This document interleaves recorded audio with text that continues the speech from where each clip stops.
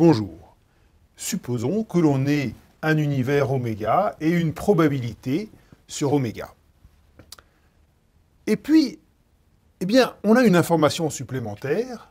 On sait que l'on se trouve dans l'événement grand B. C'est-à-dire que toutes les éventualités qui ne sont pas dans grand B sont impossibles. On se limite à grand P.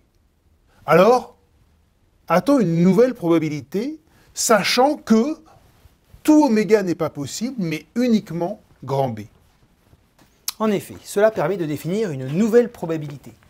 En effet, vous voyez que c'est une nouvelle probabilité, sachant B, si je prends un événement A, eh bien, la probabilité d'être dans A, on sait qu'on est dans B, c'est juste la probabilité d'être là-dedans.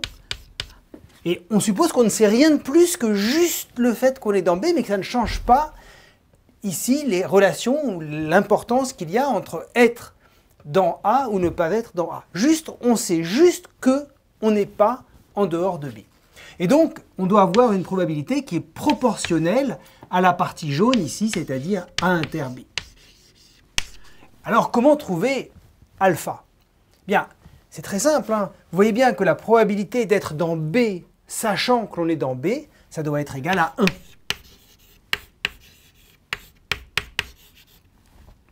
Et donc, ça doit être égal à alpha de P de B inter B, c'est-à-dire alpha P de B. Et donc, alpha est égal à 1 sur P de B. Et donc, finalement, on va prendre comme définition P de A sachant B, donc que l'on note comme ça, ou P de A sachant B. On va prendre comme définition, c'est vraiment la définition que l'on va prendre, la probabilité de A inter B sur P de B.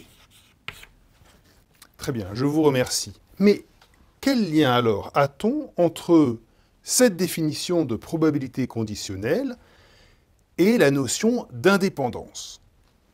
Vous avez raison, si la notion de probabilité conditionnelle est une notion importante en probabilité, la notion d'indépendance est absolument fondamentale. Alors, quel lien? Eh bien, dire que A et B sont indépendants, c'est dire que A ne dépend pas de B. On voudrait que la probabilité de A sachant B ne dépende pas de B, c'est-à-dire que la probabilité de A sachant B doit être la même que la probabilité de A. A et B indépendants. C'est-à-dire que le fait de savoir que l'on est dans B ne nous apprend rien. On voudrait que la probabilité de A sachant B soit la même que la probabilité de A. Le fait d'être dans B ne vous donne aucune information supplémentaire. Et donc, P de A sachant B s'étant égal à P de A inter B sur P de B, évidemment, c'est équivalent à P de A inter B égale P de A fois P de B. Et c'est ce que l'on va prendre comme définition de l'indépendance.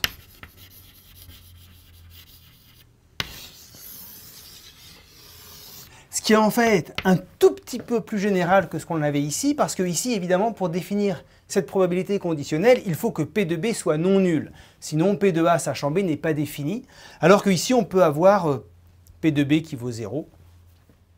Ce n'est pas passionnant, mais on peut avoir ci. Voilà pour la notion d'indépendance et la définition d'événements indépendants. Merci. Alors ce terme d'indépendance, c'est bien choisi. Parce que l'indépendance physique, quand on a des expériences indépendantes l'une de l'autre, eh bien ça va se traduire dans le modèle probabiliste par l'indépendance probabiliste. Il faut bien voir qu'on utilise le même mot d'indépendance pour deux notions différentes finalement. Si je jette 2 dés, un rouge, un bleu, le résultat du rouge ne dépend pas du résultat du bleu. Ils sont indépendants au sens physique. Eh bien, cette indépendance physique, on va la traduire par l'indépendance probabiliste dans le modèle qui va représenter notre expérience physique.